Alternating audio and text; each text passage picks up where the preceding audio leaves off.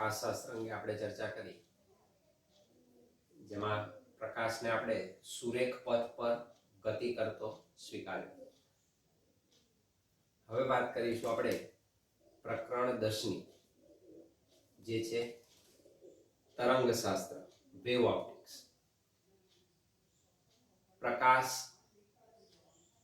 કણ સ્વરૂપ પણ ધરાવે છે અને પ્રકાશને તરંગ સ્વરૂપ પણ છે. અર્થાત આપેલો પ્રકાશ દ્વિ સ્વરૂપે છે, દ્વૈત સ્વભાવ ધરાવે છે. આના પછીના પ્રકરણમાં આપણે એની લાઇટની ડ્યુઅલ પ્રોપર્ટી એટલે કે દ્વૈત સ્વભાવને આપણે શીખીશું. આ પ્રકરણમાં આપણે હવે તરંગ સ્વરૂપે પ્રકાશના પ્રસરણની વાત કરવાના છે. શરૂઆત ઘણા સમય પહેલા થઈ હતી. 17મી સદીમાં આની શરૂઆત થઈ હતી, જેમાં સૌપ્રથમ ડેકાર્ટીસે કણવાદ રજૂ કર્યો, જે સમય જતા ન્યૂટનના પ્રભાવને કારણે ન્યૂટનના કણવાદ તરીકે પ્રચલિત થયો. That is the corpuscular theory of Newton. તો ન્યૂટનનો કણવાદ. એ જ સમયગાળામાં ન્યૂટને જ્યારે આ થિયરીની રજૂઆત કરી, ઈસવીસન 1675ની આસપાસ, ત્યારે બીજો એક વૈજ્ઞાનિક, ડચ વૈજ્ઞાનિક હાઇગેન્સે પણ 1678ની આસપાસ પ્રકાશના તરંગવાદના અનુસંધાને એ થિયરીને રજૂ કરી. પરંતુ ન્યૂટનનો પ્રભાવ એટલો હતો કે જેથી કરીને ઘણા લાંબા સમય સુધી, વર્ષો સુધી હાઇગેન્સના તરંગવાદને સ્વીકારવામાં આવ્યો નહીં. તો આપણે ન્યૂટનનો કણવાદ અને હાઇગેન્સનો તરંગવાદ સૌપ્રથમ એની ટૂંકમાં માહિતી મેળવીશું. અને સૌથી મહત્વનો હાઇગેન્સનો સિદ્ધાંત, કે જે તરંગ સ્વરૂપે આપેલું તરંગ એક જગ્યાએથી બીજી જગ્યાએ તરંગ અગ્રના સ્વરૂપે કેવી રીતે આગળ વધે અને સ્વરૂપ ધારણ કરે, એની આપણે ચર્ચા કરીશું. તો સૌપ્રથમ ટૂંકમાં ન્યૂટનનો કણવાદ શું છે, એની નિષ્ફળતા કઈ હતી, હાઇગેન્સનો તરંગવાદ, એની પણ મર્યાદા કઈ હતી, આપણે એની ટૂંકમાં માહિતી સૌપ્રથમ મેળવીએ અને ત્યારબાદ હાઇગેન્સના સિદ્ધાંતને સમજવાની કોશિશ કરીશું. તો શરૂ કરીએ પ્રકરણ 10.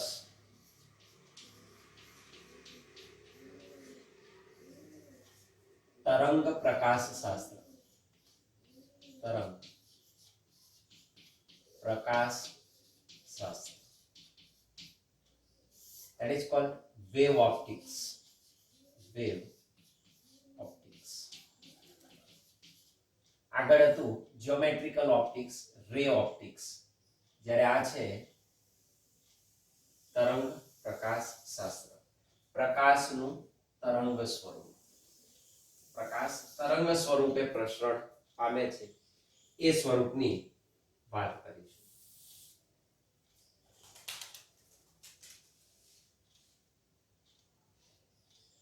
સૌપ્રથમ છે ન્યૂટનનો કણવાદ.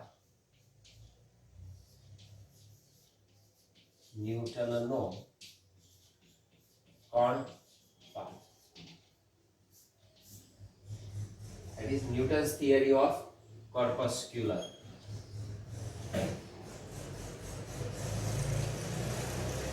Corpuscular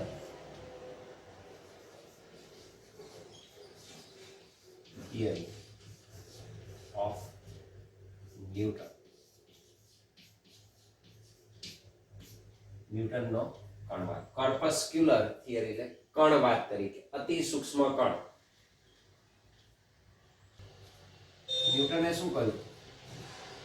પ્રત્યેક પ્રકાશ ઉદ્ગમ જે હોય, કે જ્યાંથી લાઇટ સોર્સ ઉત્પન્ન થતો હોય, દાખલા તરીકે સૂર્ય છે, ટ્યુબ છે, બલ્બ છે, તો જ્યાંથી પ્રકાશ ઉદ્ભવતો હોય આપેલો પ્રકાશ એ નાના નાના કણોનું ઉત્સર્જન કરે છે. એટલે કે આપેલો પ્રકાશ એ કણ સ્વરૂપે ઉત્સર્જિત થાય છે અને નાના નાના સૂક્ષ્મ કણોને કર્પસ્કલ કહેવાય. તો કર્પસ્કલ સ્વરૂપે નાના નાના સૂક્ષ્મ કણો સ્વરૂપે પ્રકાશનું ઉત્સર્જન શક્ય બને છે. પ્રત્યેક પ્રકાશ ઉદ્ગમ નાના કણોનું ઉત્સર્જન કરે છે. નાના કણોનું ઉત્સર્જન કરે છે. આ જે નાના નાના સૂક્ષ્મ કણો છે કેવા હોય? તો આવા નાના નાના સૂક્ષ્મ કણોને એમણે સ્વીકાર્યા કે આવા સૂક્ષ્મ કણો એક તો સ્થિતિસ્થાપક હોય. they are elastic in nature.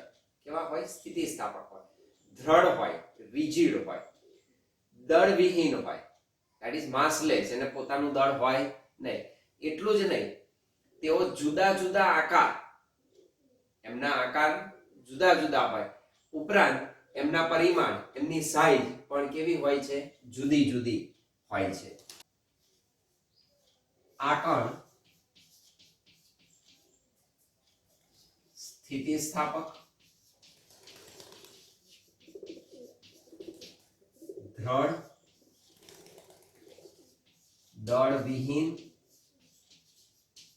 તેમજ જુદા જુદા આકાર અને પરિમાણ ધરાવતા હોય છે.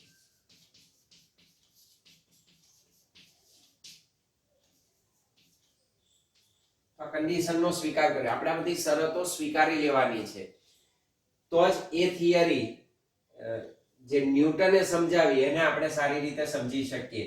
તો આમાં આપણે કશું ના કરી શકીએ. એમણે જે કન્ડિશન્સ સ્વીકારેલી હોય એના સંદર્ભે જ એમની થિયરીને આપણે સમજી શકીએ, શીખી શકીએ. તો ન્યૂટને કહ્યું કે જે કણ છે એ સ્થિતિસ્થાપક છે, દ્રઢ છે, દળવિહીન છે, જુદા જુદા આકાર અને જુદા જુદા પરિમાણ ધરાવતા હોય છે. આ જે સૂક્ષ્મ કણો છે, સૂક્ષ્મ કણો જુદી જુદી ઝડપ સાથે, એમની ઝડપ પણ જુદી જુદી હોય, જુદી જુદી ઝડપ સાથે જુદા જુદા માધ્યમ અનુસાર એમની ઝડપ જુદી જુદી હોય. તો જુદી જુદી ઝડપ સાથે અને જુદા જુદા માધ્યમમાં કેવા? સુરેખ પથ પર ગતિ કરતા હોય છે. કારણ કે કણ છે, કણ હંમેશા રેખીય ગતિ કરે. 11મા ધોરણમાં આપણે શીખી ગયા કણની સંકલ્પના. તો એ જુદા જુદા માધ્યમમાં જુદી જુદી ઝડપ સાથે સુરેખ પથ પર ગતિ કરે. they travel in rectilinear path, straight path. એ સુરેખ પથ પર ગતિ કરે છે.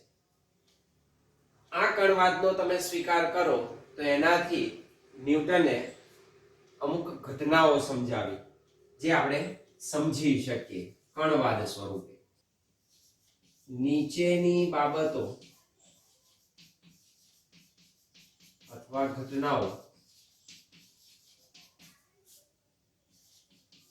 કણવાદ વડે વર્ણવી શકાય. નંબર 1, પ્રકાશનું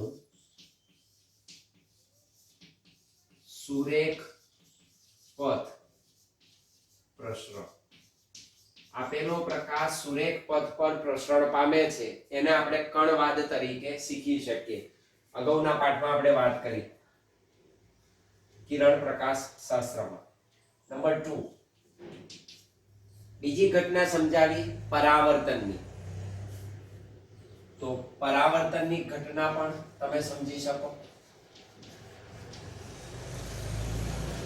કારણ આપેલા કણો કેવા છે? સ્થિતિસ્થાપક છે. જ્યારે કોઈ માધ્યમ ઉપર આ કણો આપાત થાય ત્યારે એમના સ્થિતિસ્થાપકતાના ગુણધર્મને કારણે શું થાય? એમનું પરાવર્તન થાય છે. તો પરાવર્તનની ઘટના પણ એમના સ્થિતિસ્થાપકતાના ગુણધર્મને કારણે સમજી શકાય. અને ત્રીજી ઘટના છે પ્રકાશના વક્રીભવનની. વક્રીભવન. તો વક્રીભવનમાં એવું છે કે બે માધ્યમ, ધારો કે આ પ્રકાશીય પાતળું માધ્યમ છે અને આ પ્રકાશીય ઘટ માધ્યમ છે, અને જ્યારે પ્રકાશનું કિરણ અહીં આપાત થાય, પણ ન્યૂટનના કણવાદ અનુસાર પ્રકાશ શાનો બનેલો છે? તો કે નાના નાના કણોનો. તો આ નાના નાના કણોને તમે વિચારી લો, તો આ કણ તરીકે અહીં આપાત થાય, અને જેવા એક માધ્યમમાંથી બીજા માધ્યમમાં જાય તો શું થાય? આ ઘટ માધ્યમ છે, અને ઘટ માધ્યમમાં આપેલો જે સૂક્ષ્મ કણ છે એના ઉપર બધી જ દિશાઓમાં શું થશે? બળ લાગે. એના ઉપર ઘટ માધ્યમને કારણે બળ લાગે. જો આ માધ્યમ ઘટ માધ્યમ જે છે એ કેવું હોય? સમાંગ અને સમદિગ્ધર્મી હોય. માધ્યમ સમાંગ અને સમદિગ્ધર્મી હોય તો આપેલો જે કણ છે એના ઉપર પરિણામી બળ કઈ દિશામાં લાગે? અધો દિશામાં લાગે. એટલે કે આપેલા કણો એ કણને અધો દિશામાં ખેંચે છે. અર્થાત કહેવાનો મતલબ કે આ જે કણ છે એ જ્યારે માધ્યમ બદલે ત્યારે અધો દિશામાં લાગતા બળને કારણે એ જે માર્ગ ઉપર જતો હતો એ માર્ગ શું કરે? એનો પલટાય અને આ રીતે વળાંકવાળી ગતિ કરે, જેને આપણે પ્રકાશનું વક્રીભવન કહીએ છીએ. તો વક્રીભવનની ઘટનાને પણ સહેલાઈથી શું કરી શકાય? સમજી શકાય. તો એણે કણવાદ તરીકે વક્રીભવનની ઘટના પણ સમજાવી. તો પ્રકાશના કણવાદ તરીકે પ્રકાશનું સુરેખ પથ પ્રસરણ, પ્રકાશનું પરાવર્તન અને પ્રકાશના વક્રીભવન જેવી ઘટનાઓ સમજી શકાય છે. પરંતુ આ કણવાદ વડે અમુક ઘટનાઓ સમજી શકાતી નથી. એનું રીઝન એવું છે કે તે સમયે ઘટનાઓ હાજર નહોતી. વર્ષો બાદ જ્યારે ઘટનાઓ અસ્તિત્વમાં આવી ત્યારે કણવાદ વડે એ ઘટનાઓ સમજી શકાય નહીં. તો એ ઘટનાઓ કઈ? તો એની મર્યાદા છે કે એ ઘટનાઓને સમજાવી શકતું નથી. તો ન્યૂટનના કણવાદની નિષ્ફળતા ક્યાં આગળ મળી? નિષ્ફળતા નીચેની ઘટનાઓ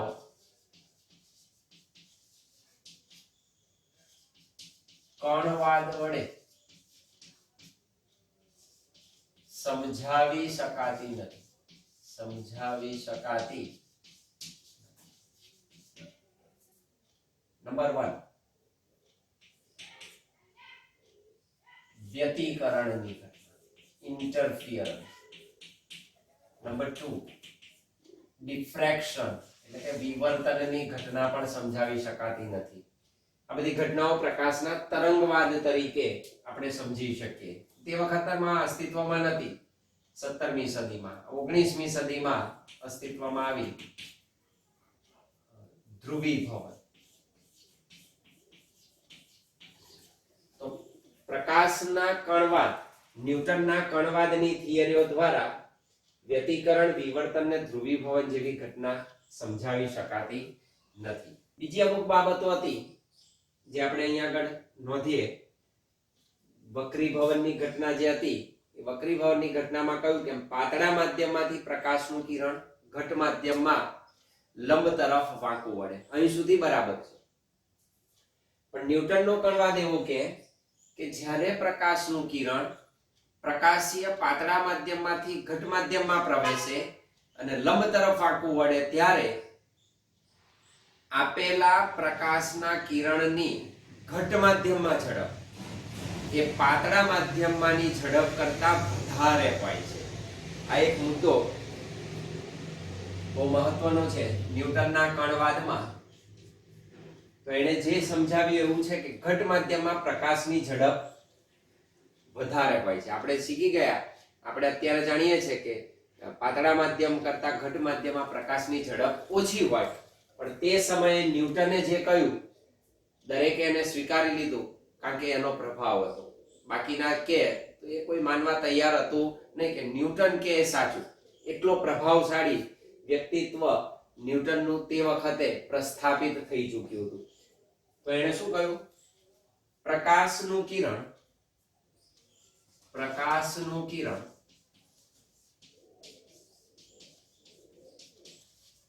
ઘટ માધ્યમમાં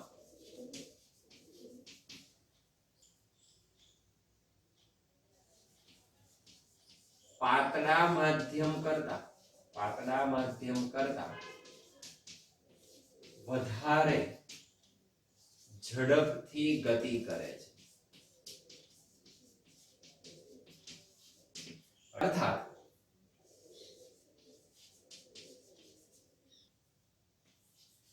પ્રકાશના કિરણનું શું થાય? વક્રીભવન થાય. પ્રકાશના કિરણનું વક્રીભવન થતા તે લંબ તરફ વાંકું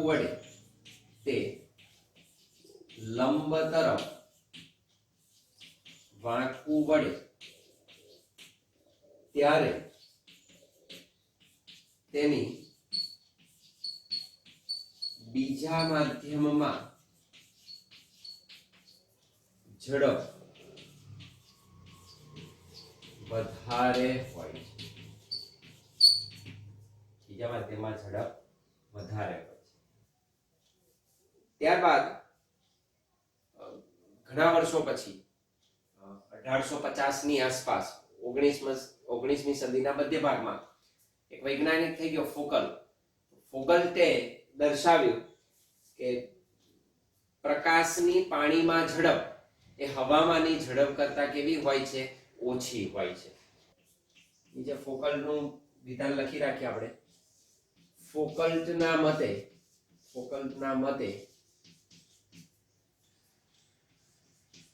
પાણીમાં પ્રકાશની ઝડપ એ પ્રકાશની હવામાંની ઝડપ કરતા ઓછી હોય. એનો મત એવો હતો, એટલે આનાથી વિપરીત હતું. પણ 1850 માં આ વિધાન આવ્યું કે ફોકલ્ટના મતે પાણીમાં પ્રકાશની ઝડપ એ પ્રકાશની હવામાંની ઝડપ કરતા કેવી હોય છે? ઓછી હોય છે. આ તો આખો ન્યૂટનનો કણવાદ. ન્યૂટને જે રજૂઆત કરી તે જ અરસામાં આપણે કહ્યું તેમ આ ન્યૂટનનો કણવાદ 1675 ની આસપાસ આવ્યો. 1678 3 વર્ષના જ ગાળામાં બીજો એક વૈજ્ઞાનિક થઈ ગયો, ડચ વૈજ્ઞાનિક હાઇગેન્સે તે જ વખતે તરંગવાદને રજૂ કર્યો હતો. અને એના તરંગવાદમાં એણે આ પણ કહ્યું હતું કે જે ફોકલ્ટે કહ્યું હતું તે જ કે આપેલા પાતળા માધ્યમ કરતા ઘટ માધ્યમમાં પ્રકાશની ઝડપ કેવી હોય? ઓછી હોય. પણ એ કોઈ સ્વીકારવા તૈયાર નહોતું. એની પણ એક મર્યાદા હતી, જેને કારણે કોઈ સ્વીકાર્યું નહીં અને ન્યૂટનનો પ્રભાવ એ નડી ગયા. અને વર્ષો બાદ એની થિયરીને સમર્થન મળ્યું, જે આપણે હાઇગેન્સના તરંગવાદ વડે અત્યારે આપણે સ્વીકારીએ છીએ. અને પ્રકાશને બંને સ્વરૂપે, કોઈક વખત કણ સ્વરૂપ, કોઈક વખતે તરંગ સ્વરૂપ સ્વીકારી શકાય, ઘટનાઓના નિરૂપણ સ્વરૂપે. તો એ બીજો વાત છે હાઇગેન્સનો તરંગવાદ.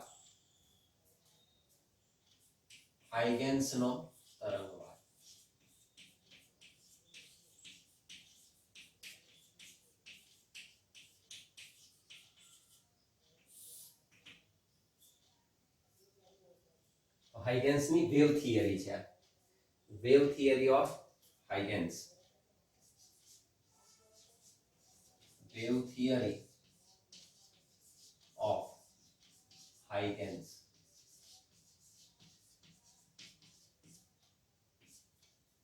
એને સૌપ્રથમ એવું જણાવ્યું કે પ્રકાશના તરંગોને પ્રસરણ પામવા માટે, જ્યારે પ્રકાશના તરંગો પ્રસરણ પામે તો એમને માધ્યમની આવશ્યકતા હોય છે, અને માધ્યમની આવશ્યકતા ધરાવતા તરંગોને આપણે મિકેનિકલ વેવ્સ, યાંત્રિક તરંગો કહીએ છીએ.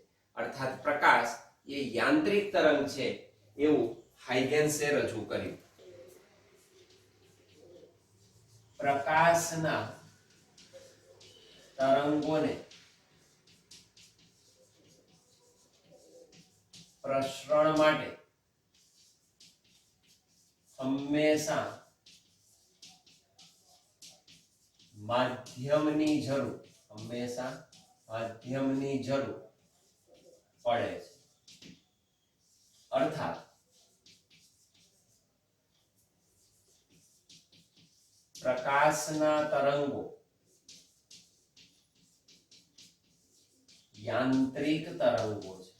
પ્રકાશના તરંગો યાંત્રિક તરંગો છે. ત્યાર મિકેનિકલ વેવ્સ 11માં આવી ગયું તરંગોનું વર્ગીકરણ, યાંત્રિક અને બિન યાંત્રિક.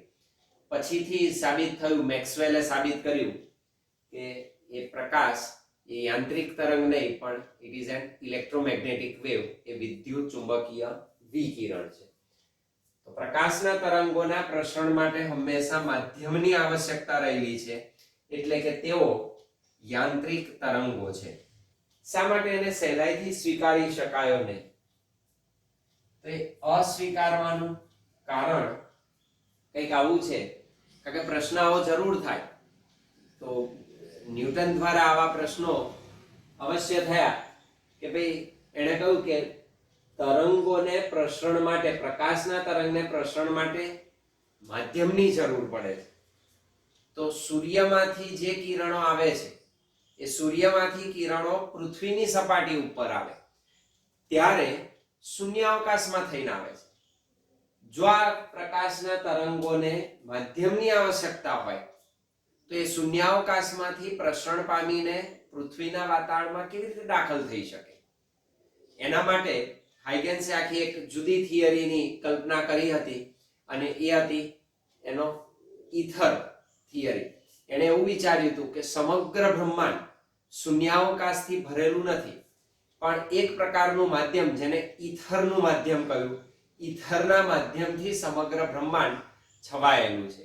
અને આ ઈથર એટલે એકદમ અતિ પાતળું અને સ્થિતિસ્થાપક માધ્યમ, અને જેથી કરીને એમાં પ્રકાશની ઝડપ એ શૂન્યાવકાશમાં આપણે જે પ્રકાશની ઝડપ શોધી હતી એ જ રીતે પ્રસરણ પામે છે. એટલે હાઇગેન્સે પોતાના વાદને સમજાવવા માટે શૂન્યાવકાશને બદલે ઈથર નામના માધ્યમની કલ્પના કરી હતી, જે સમયાંતરે ખોટી સાબિત થઈ અને એ પણ વાદ નીકળી ગયો. પણ કહેવાનો ભાવાર્થ એવો છે કે એણે પોતાનો વાદ એ પ્રકારના શૂન્યાવકાશને સ્થાને ઈથર નામના કોઈ માધ્યમની હાજરી દ્વારા સાબિત કર્યો. પણ પ્રભાવ ન્યૂટનનો નડી ગયો એટલે હાઇગેન્સનો આ વાત તે સમયગાળામાં સહજતાથી, સરળતાથી સ્વીકારી શકાયો નહીં. તો પ્રકાશનું કિરણ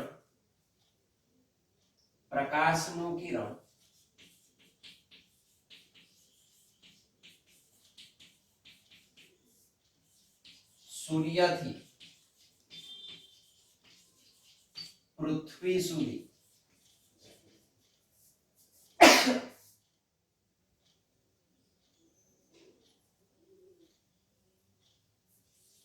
શૂન્યાવકાશમાંથી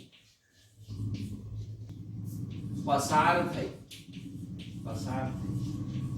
આવતું હોવાથી તરંગવાદ ને સહેલાઈથી સ્વીકારી શકાયો નહીં.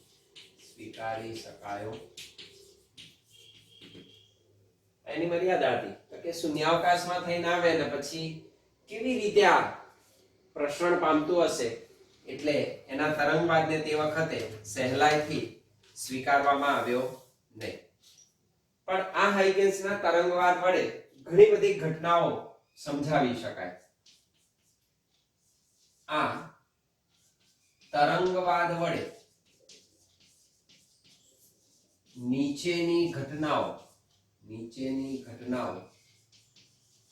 ને સમજાવી શકાય.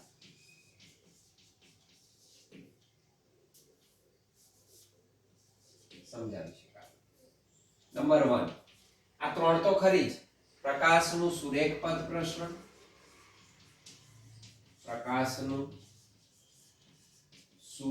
પથ પ્રસરણ, નંબર 2, પ્રકાશનું પરાવર્તન, નંબર 3, પ્રકાશનું વક્રીભવન,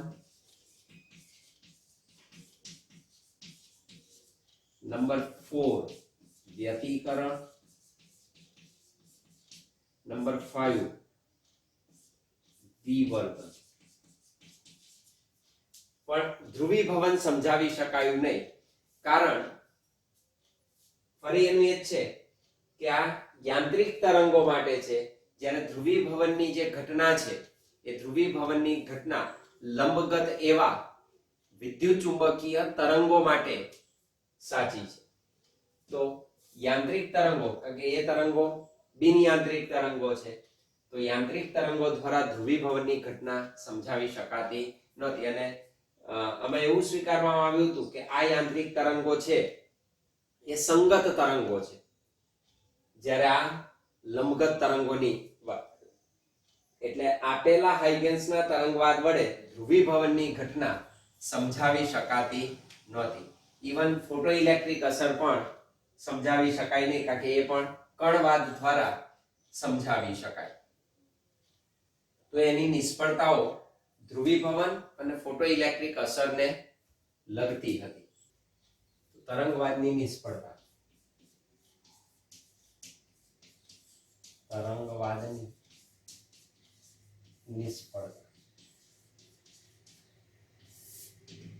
નંબર 1, એ ધ્રુવીભવનની ઘટના સમજાવી શકતું નથી. અને નંબર 2, ફોટોઇલેક્ટ્રિક અસર,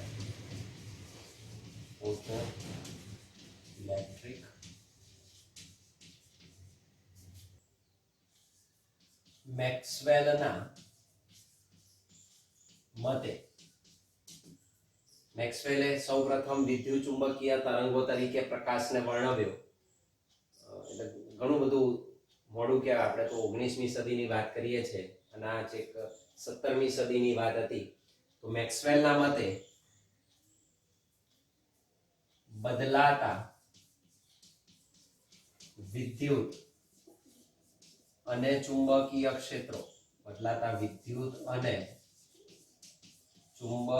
ક્ષેત્રો, ને પરિણામે વિદ્યુત ચુંબકીય તરંગો, જેણે એને નામ આપ્યું હતું પ્રકાશના તરંગો. શાના બનેલા છે એ આપણને આમાંથી જાણવા મળ્યું હતું. તો પ્રકાશના તરંગો શૂન્યાવકાશમાંથી પણ પ્રસરણ પામે છે.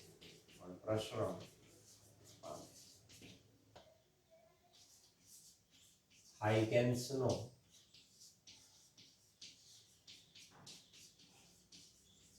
સિદ્ધાંત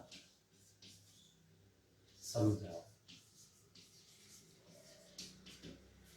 જુદા જુદા 3 થી 4 મુદ્દામાં આપણે એ સિદ્ધાંતને રજૂ કરીશું. એના પોઈન્ટ્સ એ મહત્વના છે. તો એ હાઇગેન્સનો સિદ્ધાંત.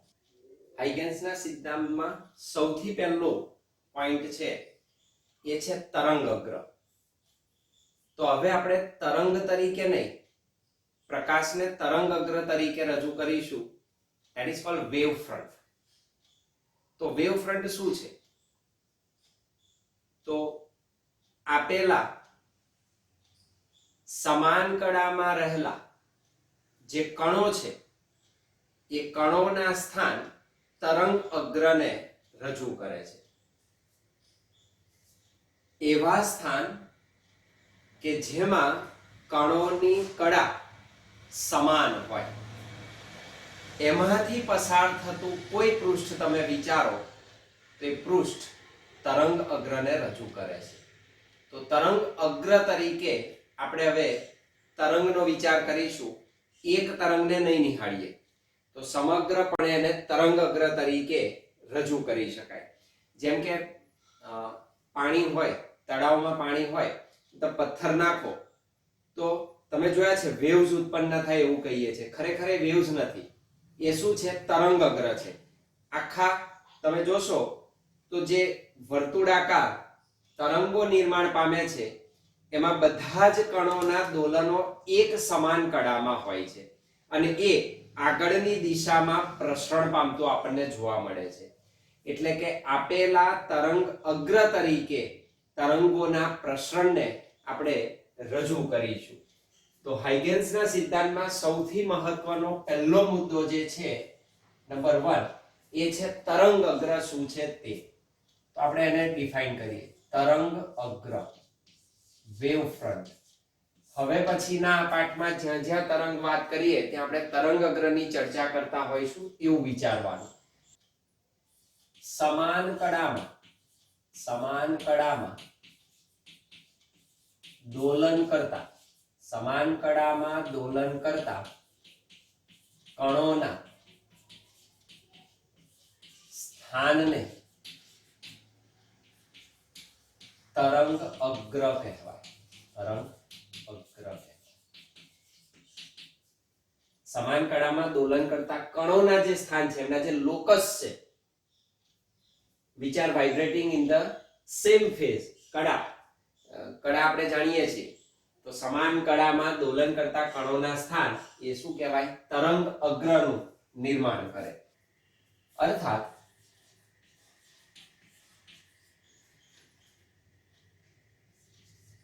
તરંગ અગ્ર એટલે અચળ કડા ધરાવતું તરંગ અગ્ર એટલે અચળ કડા ધરાવતું પૃષ્ઠ જેમાં કણોની કડા કેવી હોય? અચળ હોય. અથવા આમ પણ લખી શકો, સમાન કડામાં દોલન કરતા કણોમાંથી પસાર થતા કાલ્પનિક પૃષ્ઠને તરંગ અગ્ર કહે છે. તરંગ અગ્ર.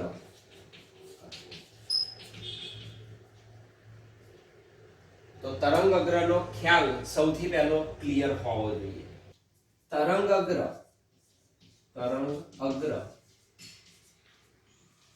જે ઝડપથી ઉદ્ગમથી બહાર તરફ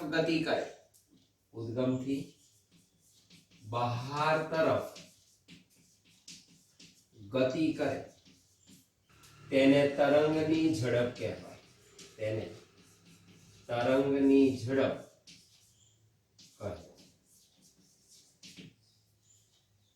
તો ઉદ્ગમમાંથી તરંગ અગ્ર બહારની તરફ ફેલાતું હોય તો એની જે ઝડપ છે એ ઝડપને તરંગની ઝડપ કહે છે.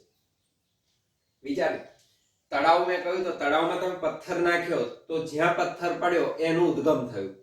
ત્યાંથી શું થશે? જુદી જુદી દિશાઓમાં ત્રણેય 3 ડાયમેન્શનમાં વેવ શું થાય? નિર્માણ પામે. અને આપણને જે તરંગ અગ્ર મળે, જોઈ લો આ રીતે થાય. માન લો કે આ ઉદ્ગમ છે, સોર્સ છે, અને આપણે જાણીએ છીએ તરંગ સમીકરણમાં કડા આવે. આપણે તરંગ સમીકરણ ખબર છે, y = a sin અહીં સ્મોલ a હતો, કેપિટલ A લખો તોય ચાલે. y બરાબર a sin omega t plus kx અથવા માઈનસ kx, ઋણ કે ધન દિશા. x શું છે? તરંગ જે દિશામાં પ્રસરણ પામે છે એ ડિરેક્શન છે. કઈ દિશામાં? x અક્ષની દિશામાં એ ગતિ પામે. y શું છે? કણનું સ્થાનાંતર. 11મા ધોરણમાં આપણે શીખી ગયા છે દોલન ને તરંગ વાળા પાઠમાં. તો આ તરંગ સમીકરણ છે. તરંગ સમીકરણમાં સાઇન સાથેનો આ જે ભાગ આવે એને આપણે કડા કહીએ છીએ. ખૂણો જે છે એ શું છે? એનો કડા, અથવા એને આપણે ફેઝ કહીએ છીએ. આ ફેઝ છે. અહીં વધારાનું લખતા હતા, ધેટ ઇઝ phi. તો પ્રારંભિક કડા પણ આપણે લખતા હતા. તો આ કડા છે, t સમયે કડા છે. તો આ જે કડા છે એ કડાનો સંદર્ભ અહીં છે, સમાન કડામાં દોલન કરતા. કેવી રીતે? ધારો કે કોઈ એક તરંગ, આ તરંગ જે છે 3 ડાયમેન્શનમાં આગળ વધ્યા. અત્યારે તો તમને સમતલ દેખાય, પણ આ સમતલ ને બદલે તમે એને 3 ડાયમેન્શન વિચારો પોઈન્ટ ચાર્જમાંથી, તો ત્રણેય દિશામાં 3 ડાયમેન્શનમાં ત્રિપરિમાણમાં તરંગનું પ્રસરણ થાય. આ બધા ઇન્ડિવિડ્યુઅલ તરંગ છે. ધારો કે આપેલું આ તરંગ કોઈ t1 સમયે x જેટલું અંતર કાપે છે અને એ બિંદુએ પહોંચે. એ જ રીતે આ પણ t1 સમયે b બિંદુ પર પહોંચે. એ જ રીતે આ તરંગ t1 સમયે c બિંદુએ પહોંચે, આ d બિંદુએ પહોંચે, આ e બિંદુએ પહોંચે, આ f બિંદુએ પહોંચે, આ e બિંદુએ પહોંચે, આ g બિંદુએ પહોંચે. તો દરેકની કડા કઈ છે?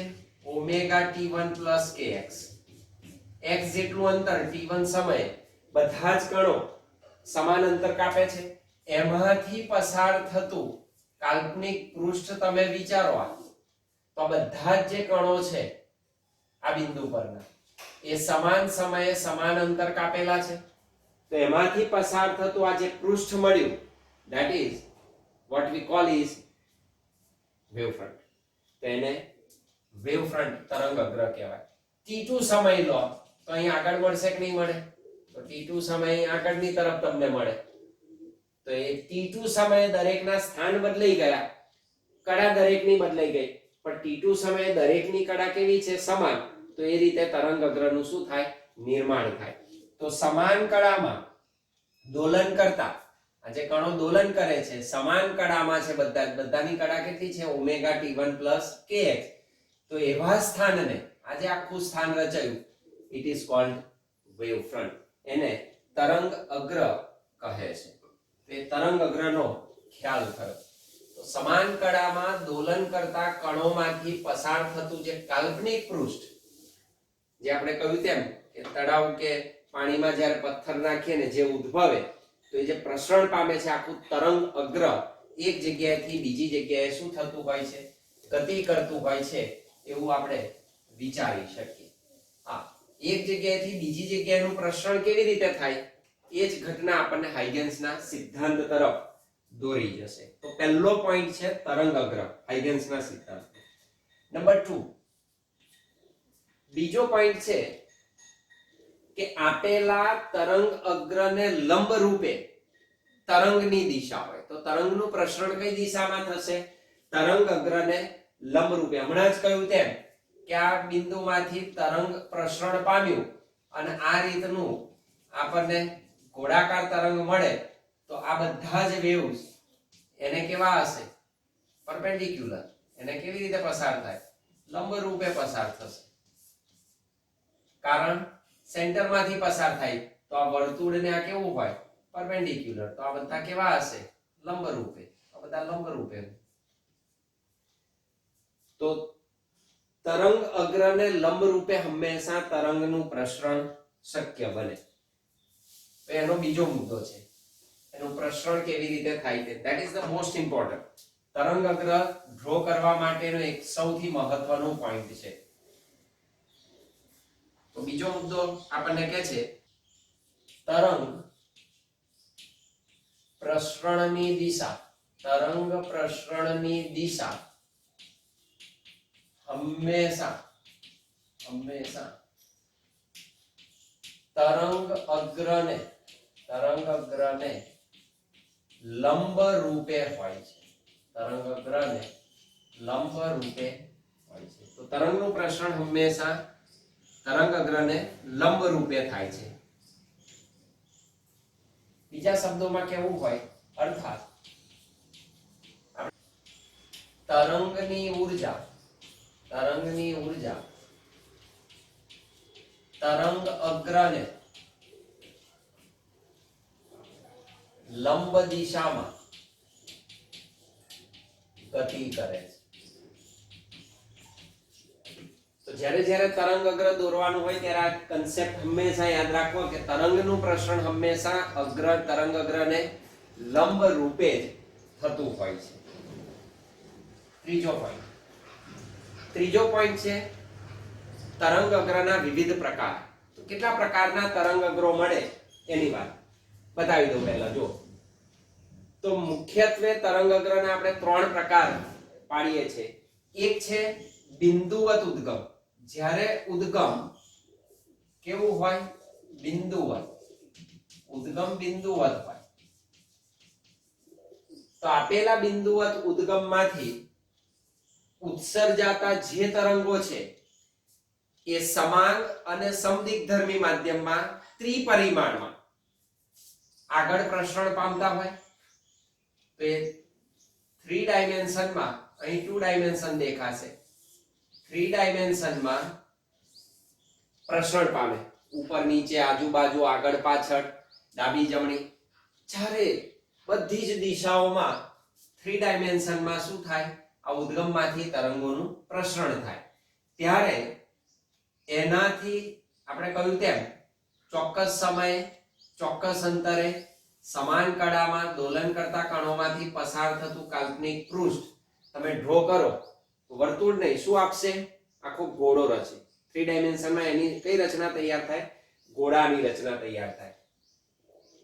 તો આ જે ઉદ્ગમ છે બિંદુવત છે, બિંદુવત ઉદ્ગમમાંથી ઉત્સર્જાતા અને બહારની દિશામાં પ્રસરણ પામતા જે તરંગો છે એ તરંગો ગોળીય તરંગો કહેવાય. કયા તરંગો છે? they are called spherical wave. અને spherical waves આગળ જાઓ તો પણ તમને એ જ રીતનું મળશે, બધાનું સેન્ટર આ જ છે અને ગોળીય તરંગો પ્રસરણ પામતા જોવા મળે. તો આ ગોળીય તરંગો જે કંઈ પ્રસરણ પામે છે તો એમાંથી રચાતું તરંગગ્ર એ કયું તરંગગ્ર છે? ગોળીય તરંગગ્ર કહેવાય. they are called spherical wave front. આ બધા ગોળીય તરંગગ્ર દર્શાવે. તો ગોળીય તરંગગ્રમાં કયા તરંગો હોય? ગોળીય તરંગો. એનું ઉદ્ગમ શું છે? બિંદુવત. તો બિંદુવત ઉદ્ગમમાંથી હંમેશા આપણને ગોળીય તરંગો, ગોળાકાર તરંગો જ દેખાય. ગોળીય અથવા ગોળાકાર, ગોળાકાર તરંગ જે કહો તે ગોળાકાર તરંગગ્ર મળે. બીજું છે ઉદ્ગમ કોઈ પણ હોય પણ એનું ઉદ્ગમ ક્યાં છે? અનંત અંતર. તો જેનું ઉદ્ગમ અનંત અંતરે હોય, ધારો કે આ બિંદુવત ઉદ્ગમ છે એને હું ઇન્ફિનિટિવ ડિસ્ટન્સે મૂકી દઉં અનંત અંતરે, તો આપણે જાણીએ છીએ અનંત અંતરેથી આવતા કિરણો એકબીજાને કેવા હોય છે?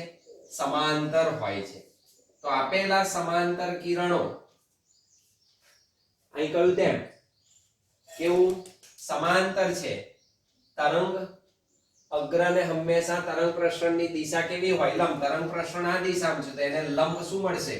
તો તમને એને લંબ રૂપે સમતલ મળે. અહીં તમને સમતલીય તરંગો મળશે. કયા મળે? સમતલીય તરંગ. અહીં આગળ તમને સમતલીય તરંગો મળે, સમતલ તરંગો. અને સમતલ તરંગો કયું તરંગગ્ર રચે? તો કે સમતલ તરંગગ્ર. સમતલ. તો અનંત અંતરેથી આવતા પ્રકાશના કિરણોમાંથી જે કંઈ તરંગગ્રો આપણને પ્રાપ્ત થાય તે આ કોલ્ડ પ્લેન વેવ ફ્રન્ટ્સ, સમતલ તરંગગ્રો કહેવાય. અને ત્રીજું છે કે જેનું ઉદ્ગમ છે રેખીય, લિનિયર. એટલે કે ટ્યુબલાઇટ રેખીય હોય તો રેખીય ઉદ્ગમને તમે ડ્રો કરો તો રેખીય ઉદ્ગમમાંથી એ જ રીતે 3 ડાયમેન્શનમાં આ રીતે તરંગો નિર્માણ પામે. અત્યારે તો તમને ટુ સાઇડ દેખાશે, આ જ રીતે આગળ પાછળ ઉપર નીચે ત્રણેય દિશામાં તમે આમ ડ્રો કરી શકો, રાઈટ? આ રીતે સમગ્રપણે તમને મળી શકે. તો આમાંથી જે તરંગોનું નિર્માણ થાય એ કયા છે? દે આર કોલ્ડ કયા? નળાકારીય તરંગો મળે. કયા? નળાકારીય તરંગ. અને એના તરંગ અગ્રોને નળાકાર તરંગ અગ્રો કહેવાય. તો રેખીય ઉદ્ગમમાંથી આપણને નળાકાર તરંગ અગ્ર પ્રાપ્ત થાય.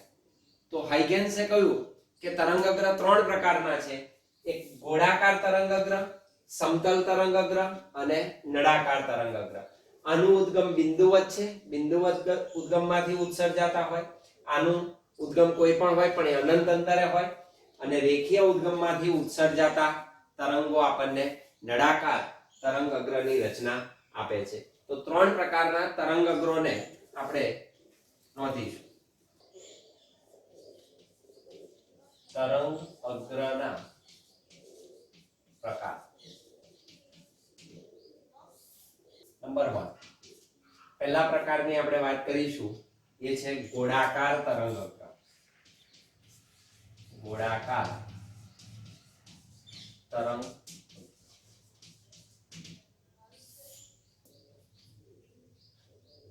જો બધી જ દિશામાં, બધી જ દિશા એટલે 3 ડાયમેન્શનમાં, જો સમાન રીતે તરંગો ઉત્સર્જિત કરતું ઉદ્ગમ બિંદુવત હોય તો તેમાંથી ઉદ્ભવતા સમાન કંપ વિસ્તારવાળા સાથે સાથે સમાન કડામાં દોલન કરતા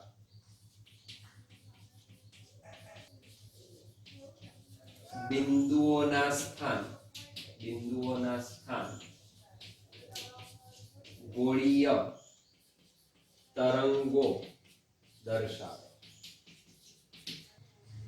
જેમાંથી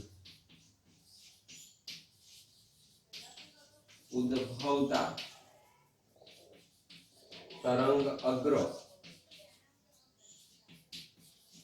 ગોળાકાર તરંગ અગ્રોનું નિર્માણ કરે. એમાંથી કયા તરંગ અગ્રો મળે આપણને? ગોળાકાર તરંગ અગ્રો મળે. બિંદુવત ઉદ્ગમમાંથી ઉત્સર્જાતા આપણે કહ્યું તેમ ગોળાકાર તરંગો હોય. આ રીતે એને રજૂ કરી શકાય.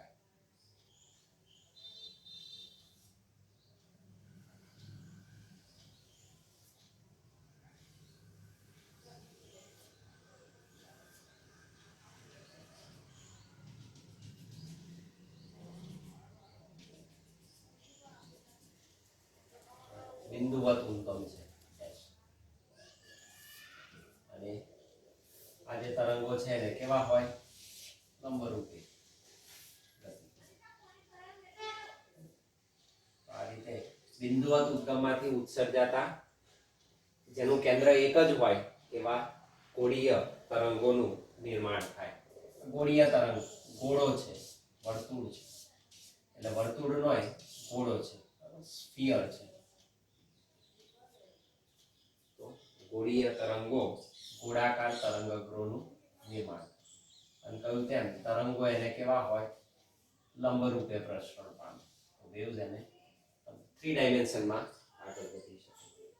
તો એ ગોળાકાર તરંગ અગ્રને રજૂ કરે છે. બીજા પ્રકારના તરંગો છે એને આપણે કહ્યું સમતલ તરંગ અગ્ર. સમતલ તરંગ પ્લેન વેવ ફ્રન્ટ.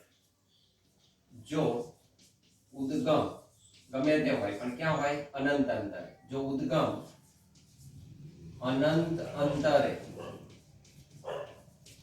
હોય અને એમાંથી આવતા કિરણો કેવા હોય? એકબીજાને સમાંતર હોય. જો ઉદ્ગમ અનંત અંતરે હોય તો આવતા તરંગો હોય તો તેમાંથી આવતા તરંગો એકબીજાને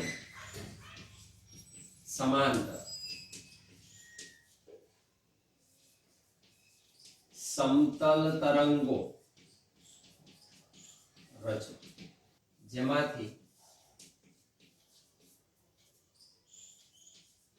પસાર થતું કાલ્પનિક પૃષ્ઠ સમતલ તરંગ અગ્ર દર્શાવે. એ સમતલ તરંગ અગ્ર નિર્માણ કરે. કેવા? તો એકબીજાને સમાંતર હોય તો સમતલીય તરંગોનું નિર્માણ શક્ય બને. તો આ રીતે જે તરંગો જે છે એકબીજાને માન લો કે કેવા હોય? સમાંતર હોય. આ સમતલ તરંગો મળે એમાંથી પસાર થતા જે રેસ છે એકબીજાને કેવા હોય? સમાંતર.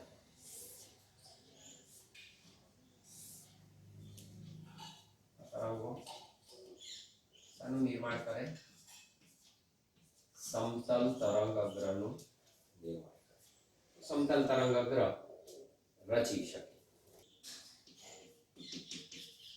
નળાકાર તરંગ અગ્ર.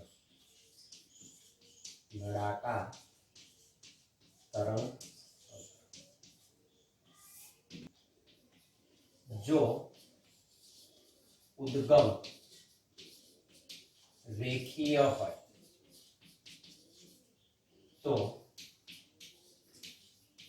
નળાકાર તરંગગ્ર નિર્માણ પામે.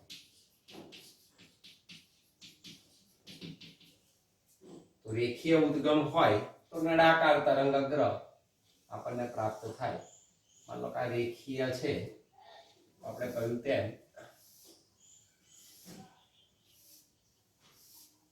થ્રી ડાયમેન્શનમાં તમે વિચારી શકો. તો આ જે તરંગો તમને મળે આગળ પાછળ ઉપર નીચે, ટુ ડાયમેન્શનમાં આપણને આવું દેખાય. આગળ પાછળ હોય, ત્રાંસા હોય, બધી. તો એ જે નિર્માણ કરે એ કયું હોય? નળાકારીય તરંગનું નિર્માણ. અહીં તમે જોઈ શકો આ જે દોર્યું થ્રી ડાયમેન્શનમાં, તો અહીં પણ આ તરંગો હોય આ રીતના આવે.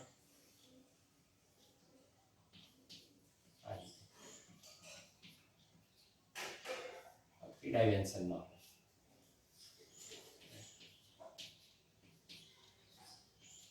અહીંયા આગળ દરેક દિશામાં એ પ્રાપ્ત થાય. આપણને તો આ રીતે નળાકાર તરંગગ્ર ની રચના તૈયાર થાય.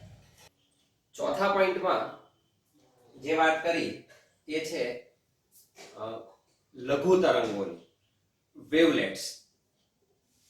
કે મુખ્ય જે ઉદ્ગમ છે એ પોતાનામાંથી જે તરંગગ્ર રચે એ તરંગગ્ર પરનો દરેક કણ કે બિંદુ સ્વયં સ્વતંત્ર એવા ગૌણ ઉદ્ગમ તરીકે વર્તે છે અને પોતાનામાંથી ગોળાકાર ગૌણ તરંગોનું ઉત્સર્જન કરે. એ ગોળાકાર ગૌણ તરંગોને વેવલેટ્સ લઘુ તરંગો તરીકે ઓળખાવવામાં આવે. તો ચોથો પોઈન્ટ લઘુ તરંગોનું નિર્માણ છે. તો ચોથો પોઈન્ટ છે લઘુ તરંગો.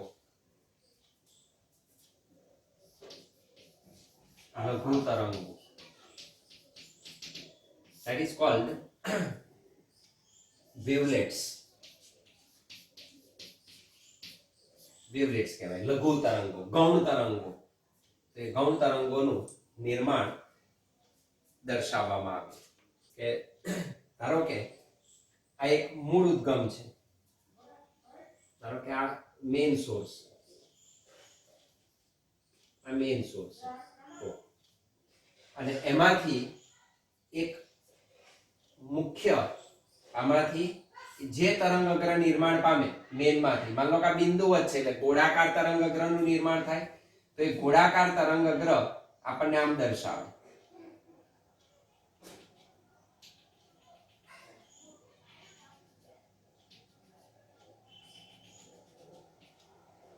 તો આપણને આ ગોળાકાર તરંગઅગ્ર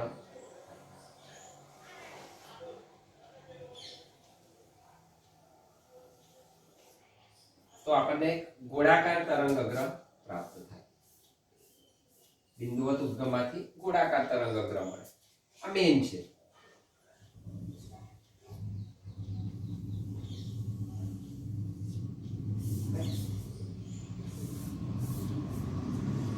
હવે આ જે તરંગઅગ્ર મળ્યું એ તરંગઅગ્ર પરનો દરેક કણ કે બિંદુ, માન લો કે અસંખ્ય કણ હોય, આ એક બિંદુ છે, અહીંયા છે, તો આવા અસંખ્ય બિંદુઓ તમને આના ઉપર મળે, નજીક નજીક. આપણે થોડાક દૂર લઈએ છીએ પણ આ બધા જ બિંદુઓ એ ગૌણ ઉદ્ગમ તરીકે વર્તે. દે આર પણ સેકન્ડરી સોર્સિસ. આ મુખ્ય સોર્સ છે, બધા સેકન્ડરી સોર્સિસ. તો આ બધા શું છે? ગૌણ ઉદ્ગમ. આ છે મુખ્ય ઉદ્ગમ, પ્રાઇમરી સોર્સ કહેવાય, પ્રાથમિક સ્ત્રોત કહેવાય. આ સેકન્ડરી સોર્સ છે. તો આ પ્રાથમિક સોર્સમાંથી જે તરંગઅગ્ર મળ્યું, આ તરંગઅગ્ર છે ગોળાકાર. એ ગોળાકાર તરંગઅગ્ર પરના દરેક કણ A B C D E F G H I બધા જ એ ગૌણ ઉદ્ગમ તરીકે વર્તે. અને ગૌણ ઉદ્ગમમાંથી આપેલું વેવ ધારો કે v જેટલી ઝડપથી ગતિ કરતું હોય તો t સમયને અંતે અમુક અંતર કાપે, તો એટલી ત્રિજ્યાના શું કરવાના છે? તમારે ઘોડા રચવાના છે. અને જે ગૌણ ઘોડાઓ આવે, અહીંયા આગળ તમે ઘોડાઓ રચી શકો. માન લો કે અહીંયા આગળ હું એ ઘોડો ડ્રો કરી દઉં, તો આ બિંદુને અનુલક્ષીને માન લો આ એક મને વેવલેટ મળે, અહીંયા મળે. આ રીતે જે કંઈ ઘોડાઓ તમને મળશે બધા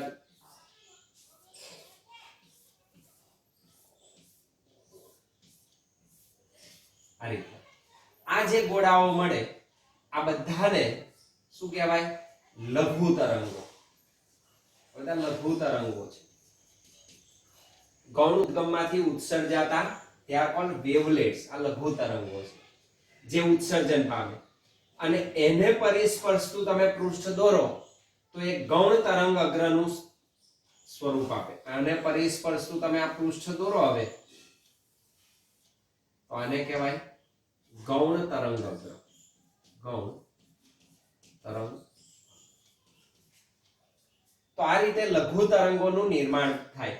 ગૌણ ઉદ્ગમ મળે, એ પોતાનામાંથી ગોળાકાર ગૌણ તરંગોનું ઉત્સર્જન કરે, તેને આપણે લઘુ ગૌણ તરંગો અથવા વેવલેટ્સ તરીકે ઓળખીએ છીએ. અને એ આપણને અમુક સમય પછી પ્રાપ્ત થાય. ફરી આના ઉપર એ રીતના ગૌણ ઉદ્ગમો આવે પોતાનામાંથી. તો આ રીતે લઘુ તરંગોનું નિર્માણ હાઇગેન્સે સૌપ્રથમ સમજાવ્યું. એને આપણે સૂક્ષ્મ તરીકે દર્શાવી દઈએ. અને આ રચનાને આપણે એનો થોડોક ભાગ રજૂ કરીએ અને લઘુ તરંગો વિશે સમજીએ. આ મેઇન સોર્સ છે. અને અહીં આપણને એક લઘુ તરંગ મળે છે. એક લઘુ તરંગ આપણે રજૂ કરીએ.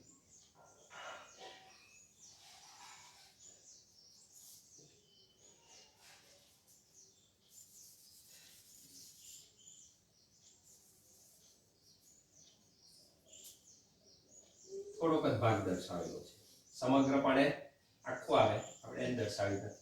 અને આપણે કહી દઈએ આ મેઇન તરંગ છે, that is called F1 F2. અને આપણે F1 F2 કહી દઈએ. F1 અને આના ઉપર આપણે 3 પોઈન્ટ લઈ લઈએ, 3 ઉદ્ગમો લઈ લઈએ. આ એક A, અહીં લઈ લઈએ B અને અહીં લઈ લઈએ C. અને પોતાનામાંથી શું કરશે? ગોળાકાર તરંગોનું નિર્માણ કરે. કેટલી ત્રિજ્યાના? ઓકે, જે ત્રિજ્યા મળશે તમને,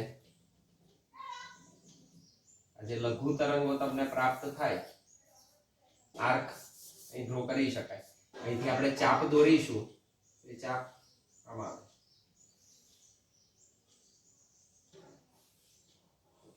આ જે ડિસ્ટન્સ છે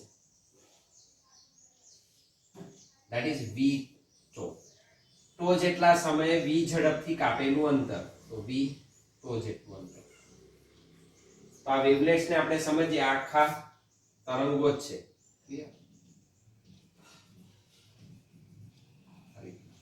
એ રીતે અહીંયા આવે.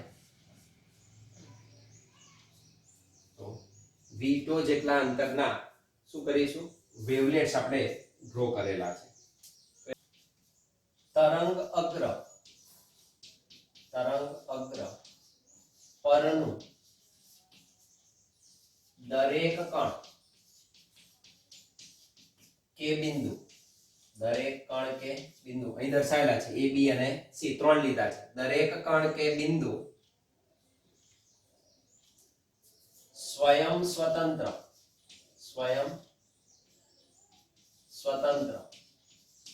એવા સેકન્ડરી સોર્સિસ તરીકે વર્તે, સ્વયં સ્વતંત્ર એવા ગૌણ ઉદ્ગમ તરીકે વર્તે છે.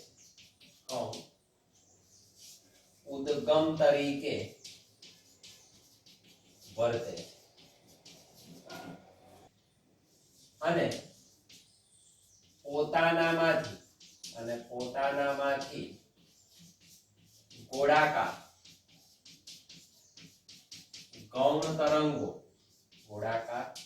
તરંગો નું ઉત્સર્જન કરે છે.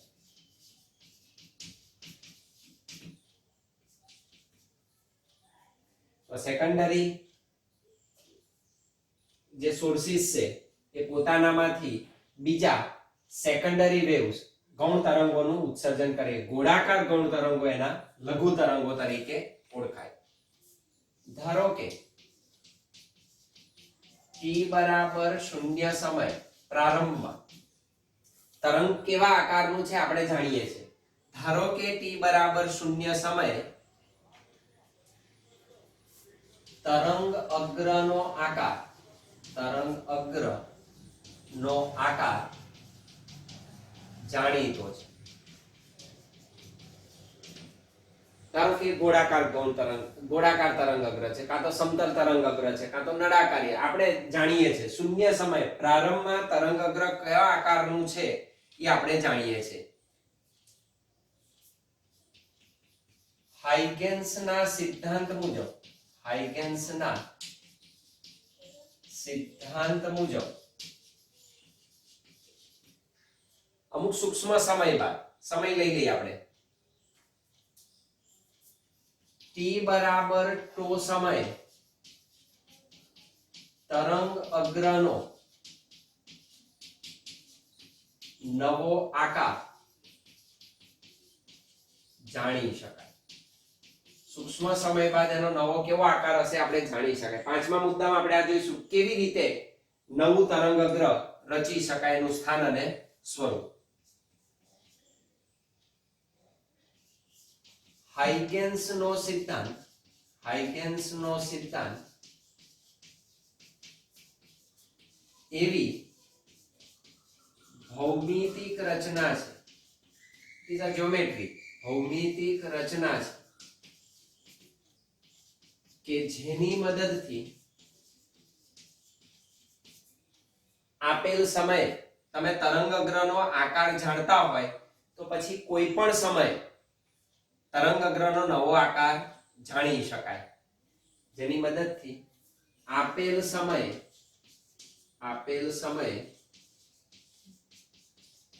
તરંગ અગ્રનો આકાર જાણીતો હોય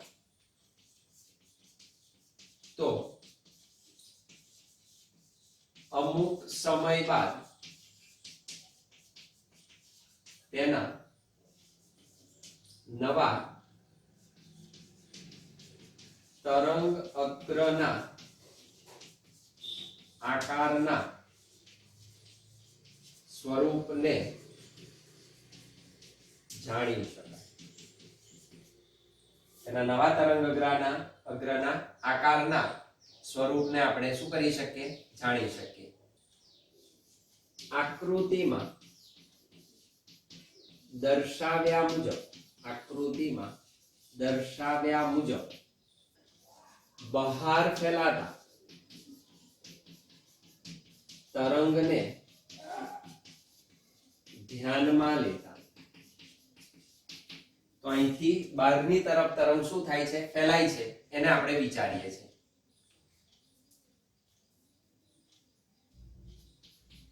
ટી બરાબર 0 સમય પ્રારંભમાં, ટી બરાબર 0 સમયે, આ ટી બરાબર 0 સમયનું સ્થાન છે.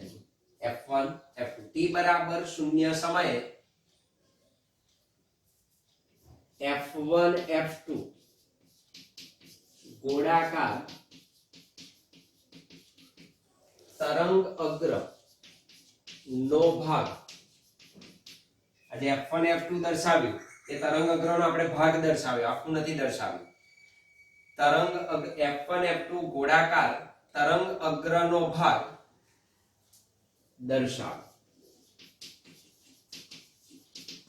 એ તરંગ અગ્રનો ભાગ રજૂ કરે છે. તેના પરનું દરેક બિંદુ જેમ કે A B C વગેરે, એના પરનું દરેક બિંદુ A B C વગેરે ગૌણ વિક્ષોભ ના ઉદ્ગમ તરીકે વર્તે છે. વિક્ષોભ એટલે તરંગ. તમે કોઈ ડિસ્ટર્બન્સ ઉત્પન્ન કરો, અવકાશમાં માધ્યમમાં કોઈ ખલેલ પહોંચાડો, એને ડિસ્ટર્બ કરો, એમાં વિક્ષોભ ઉત્પન્ન કરો, તો ઉદ્ભવતા અને પ્રસરણ પામતા શું કહેવાય? એને તરંગ કહેવાય. તો એ માધ્યમમાં વિક્ષોભનો પ્રકાર એ તરંગને રજૂ કરે છે. તો વિક્ષોભના ઉદ્ગમ તરીકે વર્તે છે. આ ગૌણ વિક્ષોભ ના ઉદ્ગમ માંથી ગૌણ તરંગો ગોળાકાર ઉત્સર્જિત કરી શકાય. આ ગૌણ વિક્ષોભના ઉદ્ગમ માંથી ઉત્સર્જિત નાના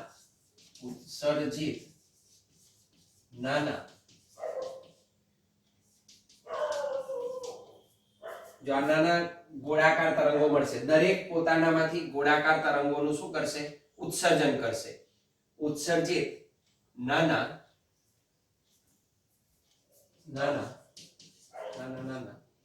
ગૌણ તરંગો બધી જ દિશામાં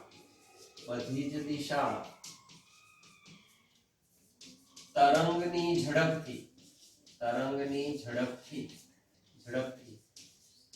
સમાન રીતે પ્રસરે. અને આવા જે ગૌણ તરંગો ગોળાકાર મળે એને આપણે લઘુ તરંગો તરીકે ઓળખીશું. આવા ગૌણ તરંગો ને લઘુ તરંગો કહેવાય. તો આ રીતે લઘુ તરંગોનું શું થાય? નિર્માણ થાય. અને લઘુ તરંગોના નિર્માણ બાદ આપણે કોની રચના, કેવી રીતે નિર્માણ પામે છે એ આપણે અમુક સમય બાદ, તો એને આપણે વિચારવાનું છે. તો પાંચમો મુદ્દો આપણા માટે મળે નવા તરંગ અગ્રનું સ્થાન અને સ્વરૂપ. કેવી રીતે મળે? નવા તરંગઅગ્રનું સ્થાન અને સ્વરૂપ. તો શું કરીશું, આ જે કંઈ ઉત્સર્જિત થાય એને પરિસ્પર્શતું તમે કાલ્પનિક પૃષ્ઠ ડ્રો કરી શકો. તો આને પરિસ્પર્શતું, એને સ્પર્શ કરતું તમે જે કાલ્પનિક પૃષ્ઠ તૈયાર કરો, એક અહીં મળે અને બીજું કહ્યું તેમ બીજા આ તરંગો આમ રચાશે આ રીતે. તો આમાંથી એ પરિસ્પર્શતું એક પૃષ્ઠ તમને પ્રાપ્ત થશે જેને તમે આમ ડ્રો કરી શકો. તો આ જે છે એ નવું મળ્યું એને આપણે કહીશું G1 G2. આ G1 અને G2 તરંગ અગ્ર મળે, આ ના મળશે D1 D2. જે રચાય નહીં આપણે એને દર્શાવેલું, તો એ રીતે તરંગ અગ્ર ત્યાં રચી શકે.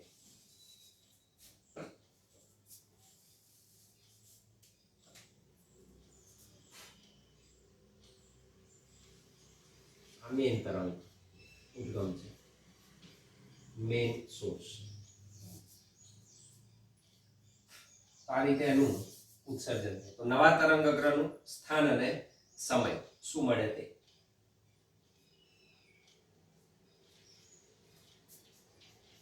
t બરાબર ટો સમય, સૂક્ષ્મ સમય, નવા તરંગ અગ્ર નો આકાર નક્કી કરવા ગોળાકાર તરંગ અગ્રના દરેક બિંદુએથી v2 વે ગુણ્યા સમય એટલે અંતર થયું. તો આ કેટલી ત્રિજ્યાનો ગોળો દર્શાવવાનો, કેટલી ત્રિજ્યાનો v2 જેટલી ત્રિજ્યા ધરાવતા, v2 જેટલી ત્રિજ્યા ધરાવતા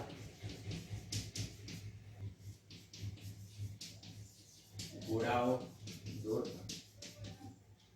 બધા ગોળાઓ ડ્રો કરેલા છે, બરાબર. આખા ગોળાઓ તમે ડ્રો કરી શકો. આ બધા જ ગોળાઓને પરિસ્પર્શતો એક સામાન્ય સ્પર્શક ડ્રો કરો તો એ નવા તરંગ અગ્રનું સ્થાન અને શું આપે, સ્વરૂપ આપે. આ બધા જ ગોળાઓને એક સામાન્ય સ્પર્શક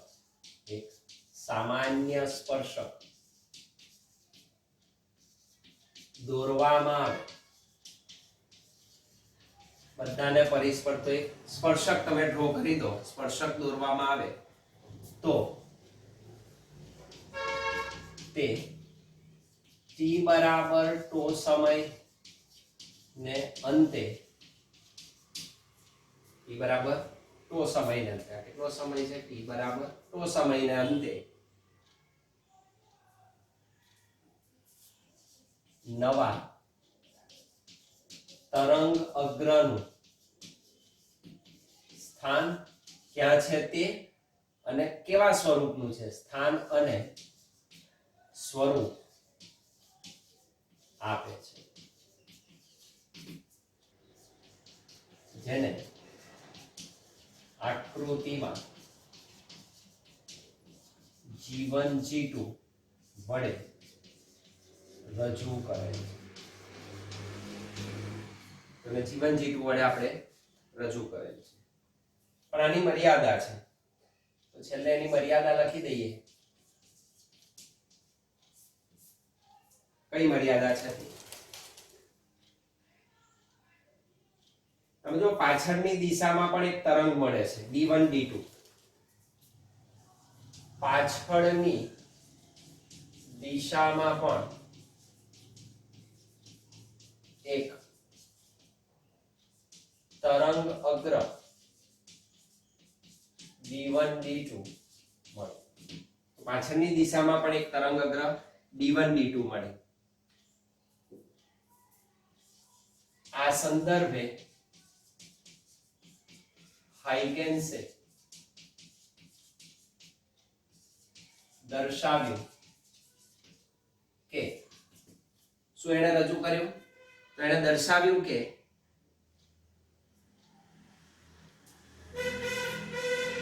ગૌણ લઘુ તરંગોનો આગળની દિશામાં, આજે બહારની દિશા છે તે આગળની દિશામાં કંપ વિસ્તાર, આગળની દિશાનો કંપ વિસ્તાર મહત્તમ હોય છે. આગળની દિશાનો કંપ વિસ્તાર મહત્તમ હોય છે, જ્યારે પાછળની દિશાનો કંપ વિસ્તાર એટલે અંદર તરફ, તો પાછળની દિશામાં જેમ આગળ વધે એમ પાછળ વધતા નથી એવું આપણને લાગે છે. એનું કારણ એને આપ્યું કે પાછળની દિશાનો કંપ વિસ્તાર શૂન્ય હોય છે. અને નોંધ લખી શકો તમે, એક યાદ રાખી શકો. આવું કોના પરથી કહ્યું? તો કે તરંગની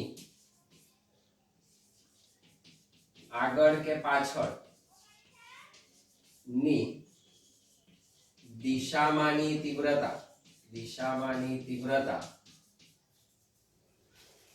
1 + cos² θ/2 પર આધાર રાખે છે. થીટા શું છે? આગળની દિશા સાથે રચાતો કોણ છે. તો આ ફેક્ટર ઉપર એ આધાર રાખે છે.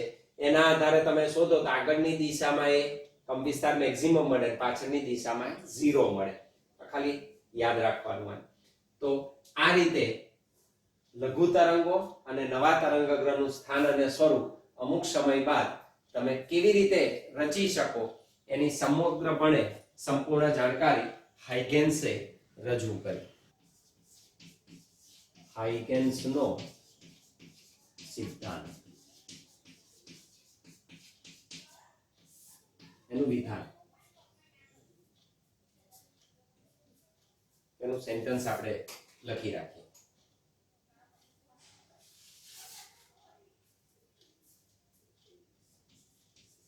તરંગ અગ્ર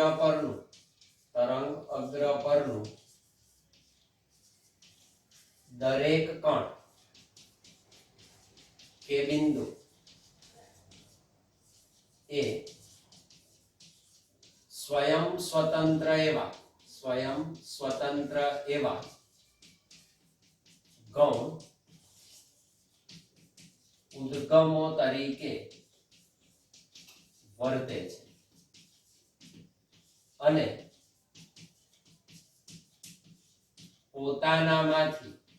પોતાનામાંથી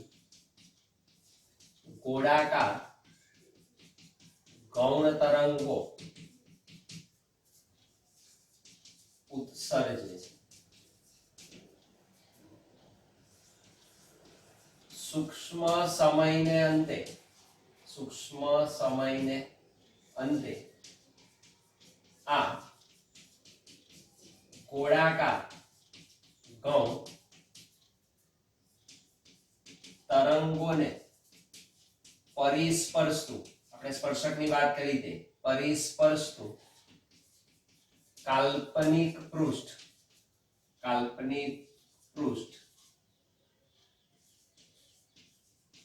સૂક્ષ્મ સમય બાદ નવા તરંગ અગ્રનું સ્થાન અને